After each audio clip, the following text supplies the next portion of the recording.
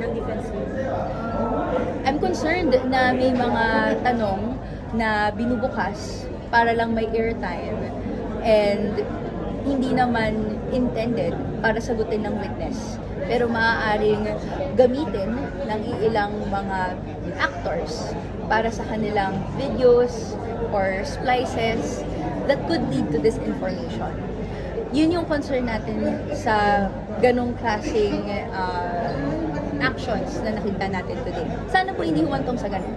Pero nakita natin, itanong sana natin yung mga tanong na within the rules of how you do direct and cross-examination with respect to the liberality na binibigay naman ni Senator Chis Escudero bilang presiding officer at sa punot dulo na yung arguments ng defense or ng prosecution ay ma-expand and syempre makuha natin yung katotohanan.